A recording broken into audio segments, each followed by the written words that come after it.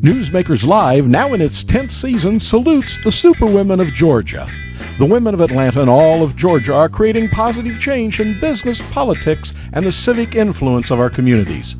Join us each Monday evening here at Newsmakers Live as we salute the magic of these women and their contributions to our daily lives. And now, from BQE Restaurant and Lounge in the heart of Atlanta's historic Auburn Avenue district, here is your Newsmakers host, 8-time Emmy Award-winning journalist, Maynard Eaton. Good evening, everyone, and welcome to Newsmakers Live.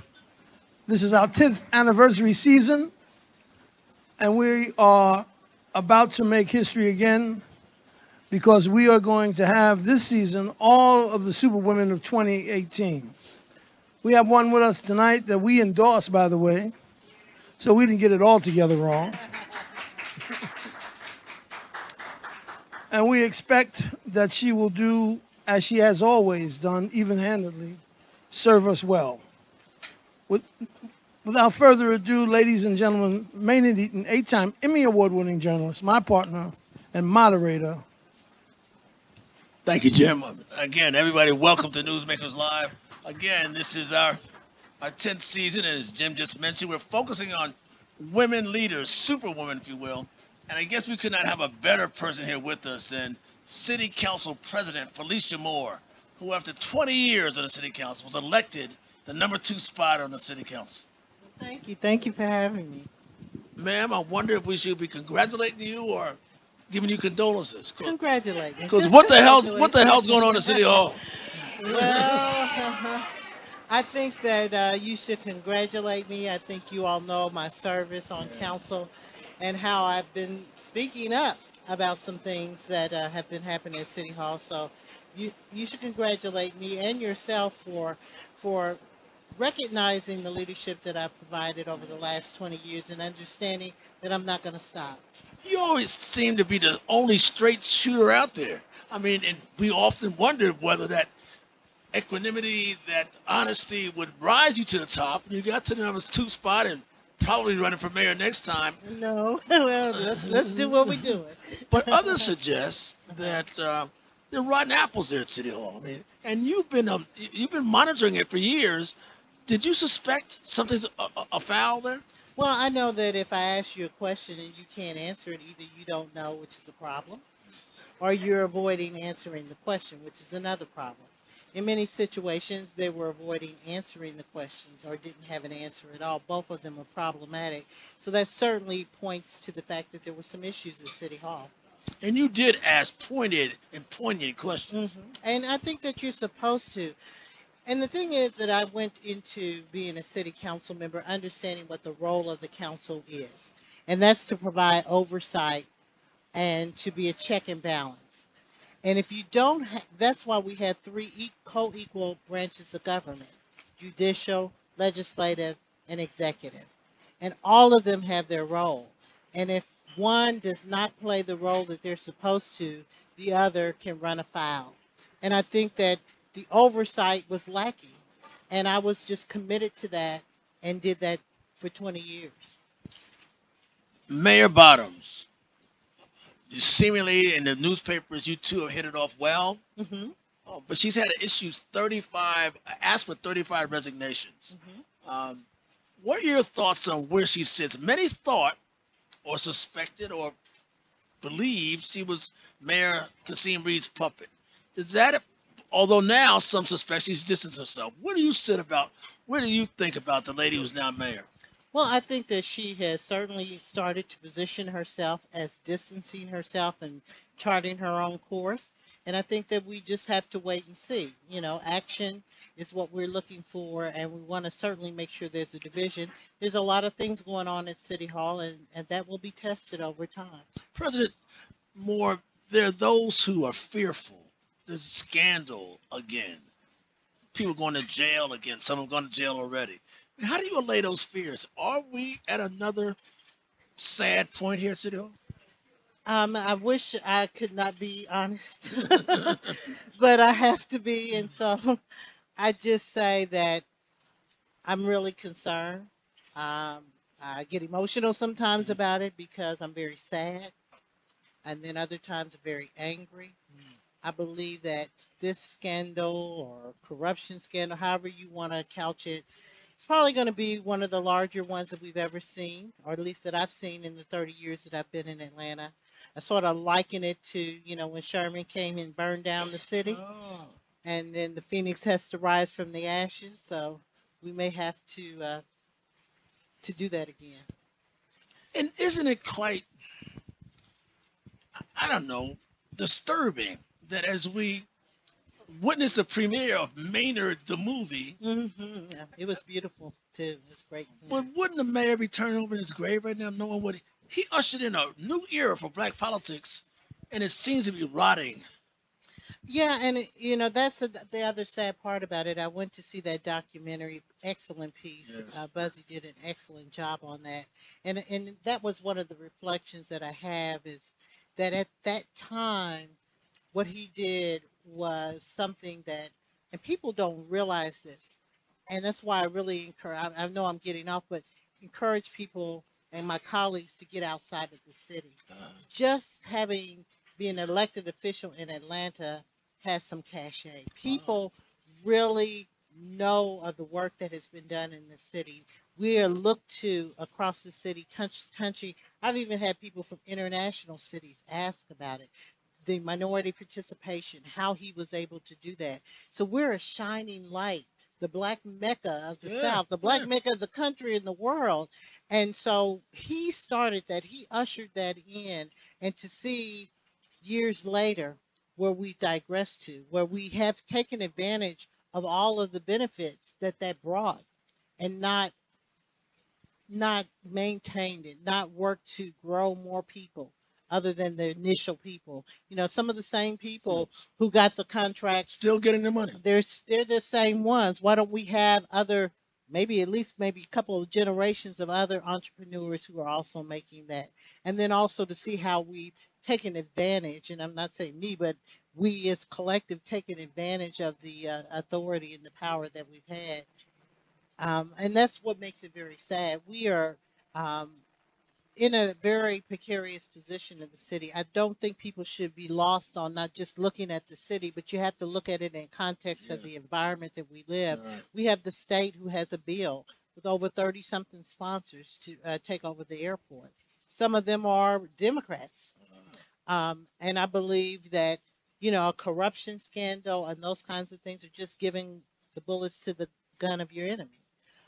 We also have the whole city of Stockbridge and the Eagles Landing attempting to de-annex from a established city. Never before done. If that is to go by, and I certainly hope the governor will veto it, but if he doesn't, don't you think there's a group maybe in Buckhead that's saying, Buckhead could be next. you know what, it's time for us to take our money elsewhere and to form our own city. So this is a very dangerous time. And unfortunately, the things that we're hearing in the news, I believe, are just the very, very, very tip of the iceberg. There's more to come, you suspect. Oh, I know. There is more to come. We had corruption, people going at their Mayor Bill Campbell so little time. Hmm. Could this likely be worse, you think? And do you think, honestly, you work with him, you went toe-to-toe with him. Hmm. Mayor Kasim Reed, was he dirty, you think, or was it his brother? I don't know much about his brother, right, other than it is his brother. I do think that the investigation now certainly has turned on him, as it's been reported in the newspaper. And I will just say, just repeat his own words that he told me a couple of times. Nothing happens at City Hall without me saying it having anything to do with it. So if you're the man and nothing goes on around here without you, then obviously whatever happened, he has to take responsibility for it. He also said he would never taint his hands because he could leave office and get a fat job and make plenty of money and then resume his political career. Hmm. But maybe his lavish lifestyles, lavish traveling may have undermined that. I don't know. I'm gonna let the process play out, and we'll see. I'm not gonna call anybody guilty until they're either pleaded, as we've had already people do that, or they're determined in a court of law. But as time goes on, the soap opera will continue. You get out amongst people. You have dozens of affiliations that you work with. Hmm. and now you've always been a people person as an elected official. What are you hearing? Is there a poll across the city, or are people down about this, or looking to you and Mayor Bottom saying a new day? Well, they're certainly looking to both of us to chart a new course for the city. I certainly know that. I know people are happy that I'm there because they know that I certainly A am one reformer, eh? to, yeah, a reformer and one that will ask the question. So they're comfortable about that. I believe people are concerned. Some people are in a bit of a denial. I know that I suffer from that from time to time because I just really don't want to believe it's as bad as I think it could be. But reality is what it is. And so I think the citizens of the city, unfortunately, are not going to be happy. Like I just saw a news report before I came here, and I was just disgusted. By Disgusted. It was on Fox 5. Dale Russell did a report, and to sum it up, over $500,000 for a lavish Christmas party that was given. Some people, I think they were saying something like $28,000 went to winners of a lip sync contest. People were getting bonuses of $3,000, $15,000, city tax money. you didn't get Disgusting. none of that? I'm joking, of course. I wasn't even invited. I'm on the Right. I'm on the do not call That's list. right. Yeah, they didn't like you too much, but you were kind No, not at of all. you were bullied and verbally bruised, Oh yeah, he tried. and now look at you though. There's got to be Yeah. some sweet redemption Well, I for. think the redemption, it's not necessarily redemption, but as I was talking to people here earlier, knowing that, over my 20 years of consistent service, to know that I was elected and that people overwhelmingly supported my leadership and how I've done that, that was the most gratifying thing to become president, to know that, what, people do recognize when people are trying to do the best thing they can And for the city. now, president Yes, sir. of a almost new, you like that, huh? Yeah, I like Of that. a almost new city council. Hmm. Where are you leading us now? What do you, how do you see this new city council? And will it be as pliant as the old one was? Well, I mean, the council now, and I think that it's still time to try to figure out how that's going to be. You've got to kind of got two camps. Uh-huh. You have the veteran camp, Uh-huh. which are my colleagues that I've served with, and some of them still have their issues with me, or they still kind of grapple with the fact that I won, even though they all supported my opponent Like Michael Bond. and others. And then you have the new members who are trying to find their way, who are sort of coalescing with each other and trying to find their way on council, and then finding that they are dealing with things that they had nothing to do with because they hadn't served. So I'm still waiting to see, more of a mesh between the newer members and the older members, but that'll happen over time. Will you be tested? City council president is usually the power person, or at Hmm. least like can exert their authority. You'll sit on every committee. Hmm. Will you be tough, or you've always been tough I'm in just terms going to of be who I am. So however you define that, I'm just going to be who I am. how important is that role compared to where you were? I mean, you were. Hmm. Can you speak out as much? Do you have a bully pulpit now to speak out? Now, that pulpit you do have because you are president, and I can do whatever I want to with that and speak. The difference is the voting.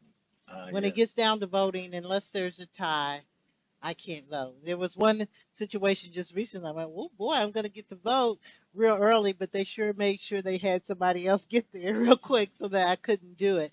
But that's it. And other than that, I can speak. Now, I can't speak for or against an issue if I'm presiding on the council floor without stepping down from Right. presiding, but I certainly can go to committee meetings. I can hold whatever meetings I want, press conferences, etc. So I intend to use every available avenue with the position that I hold to do what I want. And that's what's a beautiful thing about the council president. It has it's not necessarily quote unquote power other than appointments and that kind of thing, but it is a vehicle that you can use for the good of the city. And And it it's is up to visible. yes, and it's up to you to decide as president how you choose to use it. Have you and Mayor Bottoms bumped heads at all yet on any issue? And not that I know of. But there's no telling what comes down the road. Well, I mean, I'm sure, people can agree and people can agree to disagree. I don't think that we found ourselves in disagreement yet. What's some of the most pertinent issues you've dealt with before the city council now? We have some issues before us. I mean, this has not been smooth sailing, and you have this pall of corruption over City Hall. So where are we now? What are your concerns about issues and or the state of the city? Well, there's two pieces I can speak to. Two pieces of legislation that I authored, and of course, I can't introduce legislation anymore, which is another thing. So I have to get a council member to do it. One of them is in response to sort of the things that we have been seeing, and that is for what I call IPROs, Independent Procurement Review Officers, where we would have someone that is independent of the executive and legislative branch working under the auditor, which is an independent function, and they would review procurements over $1 million or whatever threshold that we have. And when we get the legislation, when the council gets the legislation, they will have that independent review. And if there are discrepancies or problems that were found in the process, they can be made aware of it. So when they make decisions, it's just not a rubber stamp kind of thing. You can at least know that there is a concern. So that's one piece I'm working on. The other is I'm very concerned about the amount of money that we're paying for outside legal counsel, and it's continuing to grow. And it's draining the coffers. Exactly. And I'm not even sure exactly where all that money's coming from. So I have authored a piece of legislation that's in public safety legal administration that will require the law department to come to the council for approval for anything over $50,000 of an engagement. And frankly, the council doesn't even know what they're out there representing us and on our behalf. There may be some issues that we may disagree on whether or not we need to hire counsel to. Well, they're getting big money. Yes, I missed my calling. I should have been an attorney for the city. But is that a concern that perhaps that money's being misspent and we don't know what it's going for? I think it's outrageous fees. I mean, $700, $800 an hour. How many hours can we afford to pay? And to the mayor's former law partner. Yeah, and that's a concern as well. The closeness and the connectedness, and how do they go about procuring these things? They're not going through the procurement process that I'm aware of. This seems to be an ugly period for Atlanta. Very. And we talked about how seemingly black political clout and our image has been demeaned and reduced. Where are we now, you think? Well, I mean, is this the last of a black city council leadership and black city mayor? Okay, so, I'm just going to say this about the corruption piece, because I think people can put it on the fact that you have a black mayor or a black council or whatever, but it's about green, because there's plenty of people who are white have gone to prison as well. So I don't necessarily subscribe to the thing that it just fits with the black leadership. It's about green. It's about some greedy people. It's about people who care more about themselves than the citizens that they serve, and that they feel comfortable, entitled, or able to take money and expect they never will get caught. It's about green. That's the color. Green and greed, too. Yeah. Greeny greed. Finally, we're talking about superwomen in this session, this spring session of Newsmakers Live. You look around, there have been some, we have 2 women running for governor, one black, one white. It seems like women have come to the fore. We have you as city council president, black female city council mayor, city mayor. Are women rising to the top now with regard to political clout and position? I think women have found their voice, found their power and their energy, and they're offering themselves. We're saying that we can do it. We can find a way, as women are master multitaskers, that we can carry on with our personal life, but also we want to serve a greater good and serve a greater community. I just think that you're seeing more women offering themselves, and I think it's a good thing. And we're going to see more of that, you think, in the 2018? I think it's the century of the woman. Oh. Yeah. Ladies and gentlemen, I can't think of a better way to end than that. Our city council president, a leader for 21 years, and now speaking truth to power. Thank you for being so honest and so dynamic. And, well, thank you for having me. Anytime. Thank you so much. All right. City council president Felicia Moore. Now stay tuned for our our founder and co-founder and executive producer, Jim Welcome, who finally got one raised right. We are definitely going to take off this season. You know why we're going to take off this season? Because we've done something in the city that nobody else has. Is that we've realized that the entire city and all of its places of importance, at the head of it sits a woman. Now, that's not by accident. That just doesn't happen. That happens because they brought their A game every day to the office with them. So let's hear from the ladies that run our city. Also, the first time Maynard has ever actually got my introduction right. That in itself is a miracle. Thank you for coming out. This has been Newsmakers. I mean, the ladies running for governor on May 14th, Stacey Abrams, and prior to that, Stacey Evans. So we're going to talk to some powerful women. Yeah, next week also we have the judges from Clayton County and the sitting chief judge from Fulton County as our guest. So everybody make sure they come out. This happens every Monday night. We've just added a music component, which is going to happen as soon as we finish the interview. We're sorry for the delay to this evening, but we had been on hiatus for the last 4 or 5 months, and this is the first one back. But again, thank you. Eat up. The food is amazing. The drinks are amazing. Have a great time, and we will see you next Monday. Okay, let's take the picture.